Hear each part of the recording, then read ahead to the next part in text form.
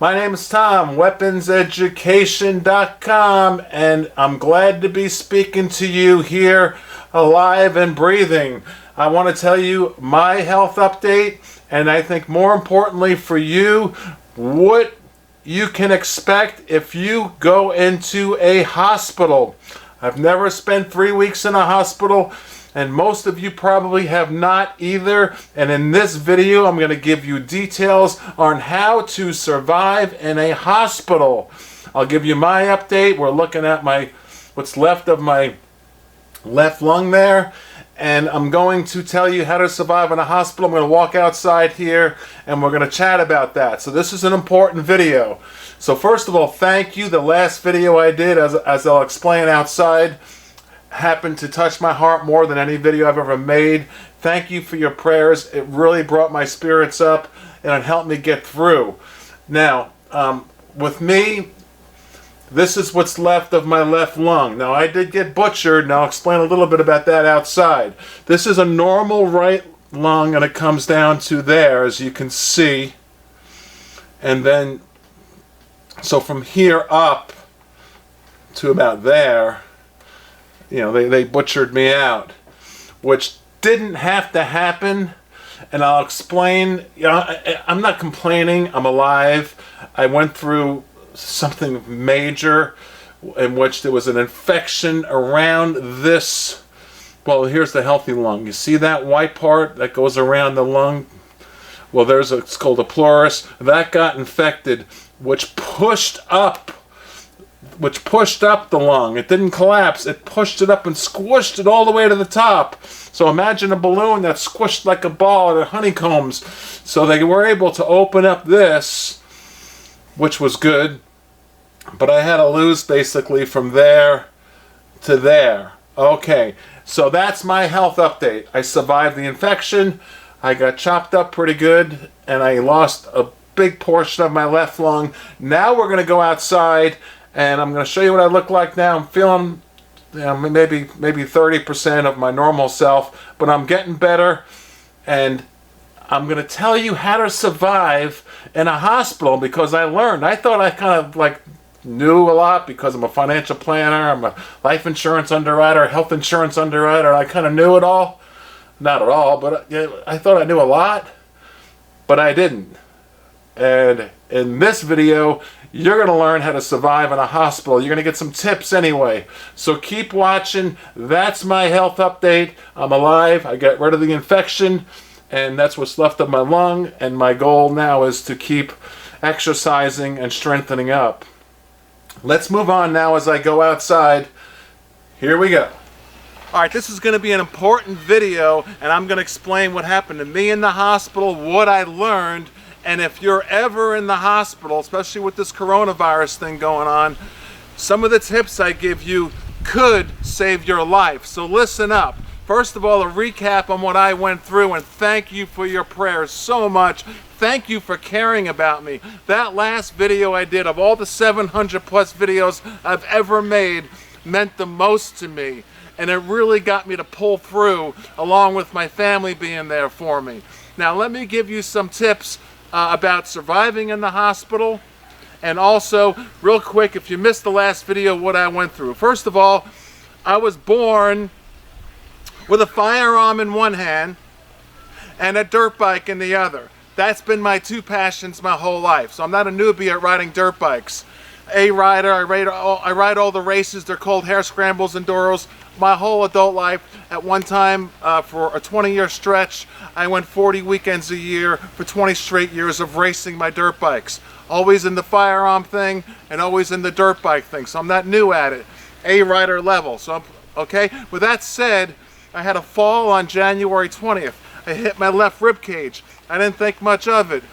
It was a bruise. It really wasn't much. Actually, I hit my shoulder harder. I was more concerned about my shoulder. So I sat in my RV for like 5-6 days, and then I realized, well, I can't ride no more. This hurts too much, my rib cage. I'm not new to going to the hospital. I'm not afraid of going to the hospital. I've been to the hospital back in July for a neck injury. I got the $29,000 hospital bill to prove it. Insurance paid it, but I didn't avoid going to the hospital is my point. because I'm just like arrogant or some, man who doesn't want to go. No, it's not nothing like that. It was really not that big of a deal. But, okay, so I spent the week out there in the forest. Then I finally got home on Super Bowl Sunday. All right, I got broken ribs. Now I'm going to recuperate.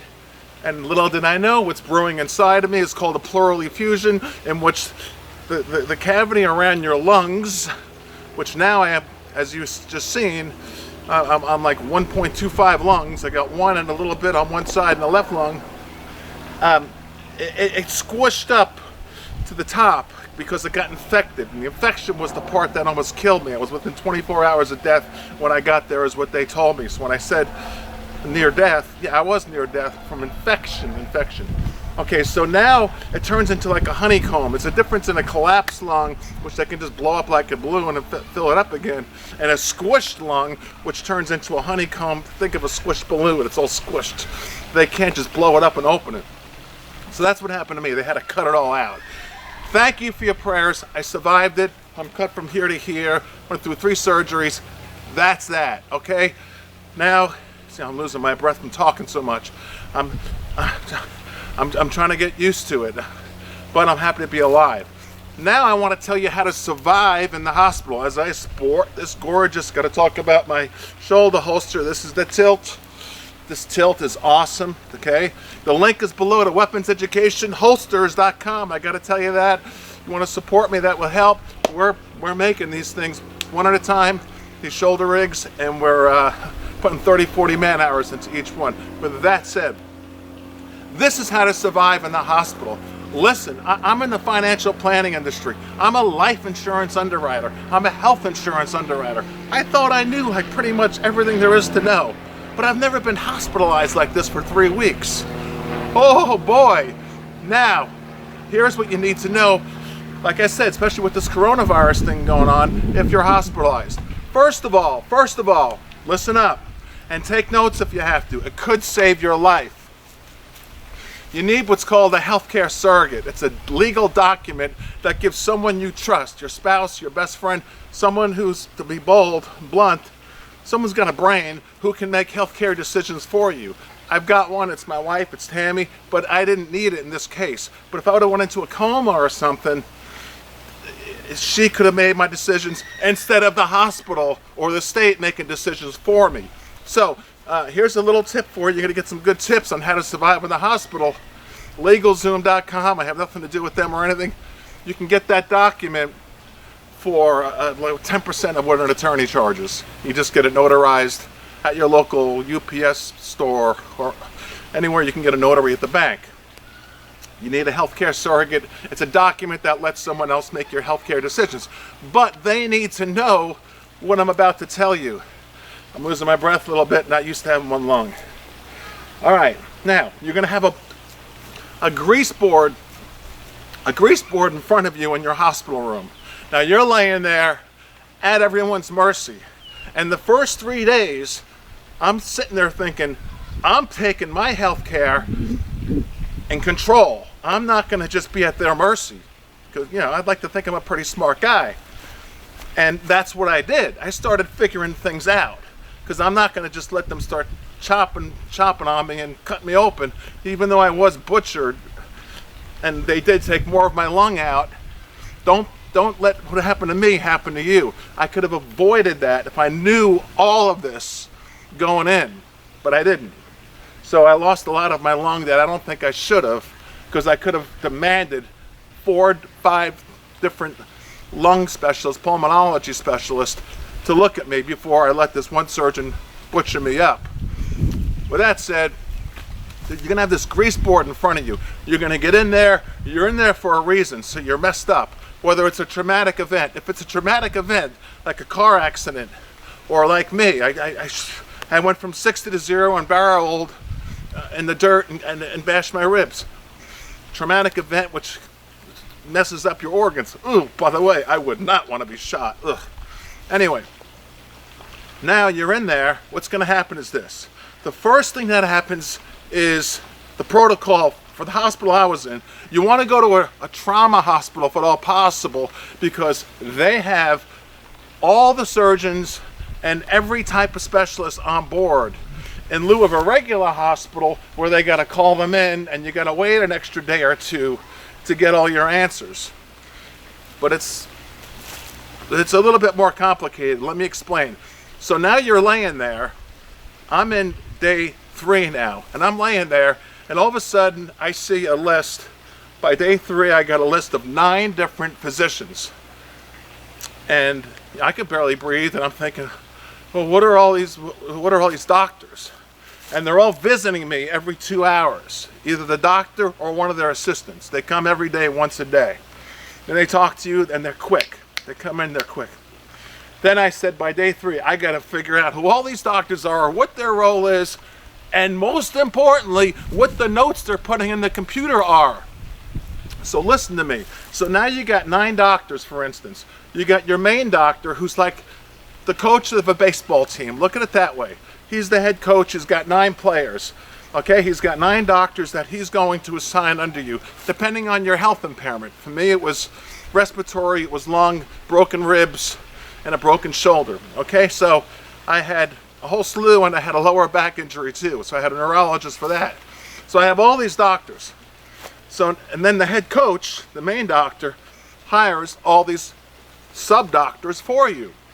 Now, you've got all the sub-doctors visiting you once a day for just quick, like a minute. If you're lucky to get 3 minutes out of them, because they got so many patients, they're buzzing through everyone. Now, you're trying to think, I'm here every day. You don't want to be there. I want to get better. I want to get better. I want to get better. And I'm sitting with my wife saying, we got to figure this out. And I'm looking at the board, and by day 3, now I'm going to get into the nurses, because this is important. The nurses, there's a list of different nurses, and you're going to have a new nurse, the main nurse, male, female, who takes care of you. They're on 12-hour shifts. For me, it was anyway. They work 36 hours a week, 3 12-hour shifts. All right, so every 12 hours, you got a totally different nurse. All right, well, that nurse just does what all the different 9 doctors tell them to do.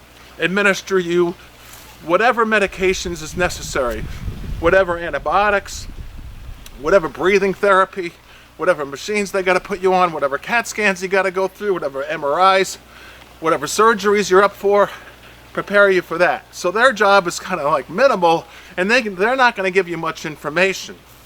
Then you got something called a PCA. And by day 3, I started asking questions. What's a PCA? Well, it's a patient care assistant. She's basically nothing. She or he is someone who runs around and gets you things if you need it. A pillow, blankets, food, whatever. That's what a PCA is, but I never knew that. But here's an important one. Now it says charge nurse. Charge nurse. By day 3, I'm thinking, well, who the heck are all these different people on the board? Besides the doctors, I'm talking about nursing. Who's a charge nurse? Very important. I asked my normal nurse, the 12-hour shift girl, and I said, what's the charge nurse? She goes, oh, she's the nurse who's in charge of all 400 patients on this floor. Oh, I said, I want to speak to her. And that was one of the best decisions I made, because the word charge means she's in charge. So she came, it was a female, and she explained to me all the notes of the different doctors, of all 9 different doctors that they're putting in each night. And then she rolled up the computer screen, the monitor. She goes, well, here's what Dr. So-and-so, your pulmonologist, said. Here's what the infectious disease doctor said. Here's where your white blood cell count went from 2,000 to 1,800, whatever. Oh, here's what this doctor said, and here's what your blood reports were from yesterday to today. And that's where you want to start going at. And the charge nurse, she's in charge. She's the one that you have to be on top of every day. So tell your healthcare surrogate, the person who's making your decisions, or yourself, if you can do it, I want to talk to that in charge nurse every day to read my notes from the day before to make sure I'm getting better every day. You follow me? Now, what happens if your in charge nurse doesn't give you all the answers you want, or you're having a problem like I did, 5 days in ICU, near death, and they prescribed me the wrong medication by mistake. I'm not going to get into too much details. I was livid. I couldn't barely breathe. And to make a long story short, I said, I want to talk to who's in charge of this hospital. I had my phone, and I'm in ICU, barely hanging in there, because my infection was flying like crazy, and that's why I was in ICU. And I got Tammy on the outside doing research, and she goes, Tammy told me, go to the nursing supervisor of the whole hospital. And that's what I did at 3 in the morning. By the way, they don't even know when I say they don't know what time it is, 3 in the morning is the same as 3 in the afternoon in a hospital. It's a 24-hour system, so it's not like it's 3 in the morning, you can't get a hold of someone, which is a good thing. So it's 3 a.m., I said, I want to speak to the nursing supervisor. And then she came in, this female, and then there was some people who got written up for doing the wrong thing for me. It was part of the reason why I got butchered and most of my lung removed when it wasn't necessary. But I'm trying to make you learn from what I learned, okay, after 3 weeks in the hospital with a traumatic crash injury. Okay, now the nursing supervisor ultimately said, I see where the mistakes were. And she went through all the notes, and you got 9 different doctors putting notes in. You got every 12-hour shift of nurses putting their notes in. And when you leave the hospital, by the way, you want a copy of your medical records. You own them. And I've got my copy, of course. And on every CAT scan, everything. Before, after, during, everything. You want those discs. You want everything. You own them. Hopefully you have insurance like I did. Because the bill was like $250,000. Now, so that nursing supervisor ultimately figured out and explained to myself and my spouse, Tammy, all right, here's what the mistake was. I actually sat in post-op for 12 hours with no pain therapy right after surgery. I was just laying there on the gurney, couldn't breathe, level 10 pain every breath, and they just let me sit there. So that was, the nursing supervisor had to figure all that out, why that mistake happened. And that is what I wanted to get through. Now I'm going to talk to you, I hope you caught all that, about the coronavirus and what I think. Of course, it's not only horrific, this is my opinion, I think it's much, much worse. Of course, if I get it, I'm done in 2 days now with this situation. It's much worse than what even they're alluding to. So, you don't want to get it. If you go to the hospital, follow the instructions I just gave you. Hopefully you don't have to go to the hospital. But I think it's much worse, and people are dying of this coronavirus, and they're putting it in the column of the flu. Because the test is so hard to come by, to even right now at this time of this video, and also to test positive or negative, and also it takes what, 3-4 days to get a result? I'm not exactly sure. So people are dying of a disease, and they're just calling it the flu. So the numbers are much more higher on this coronavirus. Take it serious, stay home. I haven't left now between the hospital and recovering. It's the first time I'm like out and about, and it feels like months, and it's been months. So I love all you guys. I hope I gave you some tips on what to do while you're in the hospital. I thank you for your prayers. I made it. What I'm going to do now is, now that we're all bundled up in our house, what I'm going to do is I'm going to go through my collection, and it'll give me something to do. I'll do a video or 2 per week on all my weapons in the collection, so I can sit here for a couple of years and go through my weapons and just, I don't need ideas for videos. I'm just going to go through this HK, this SIG, this Taurus, this, that, and the other, and have fun with it. So that's going to be my hobby while I'm bundled up here just like you are. We're all in this together. I really thank you for your prayers. I made it through. I'm obviously still in healing. I'm cut from here to here. But being in shape helped a lot. It helped a lot for me cardiovascularly. So do that elliptical or jog right now while you're cooped up at home, you can get outside and at least jog and get some cardiovascular exercise, because that will help if you get sick.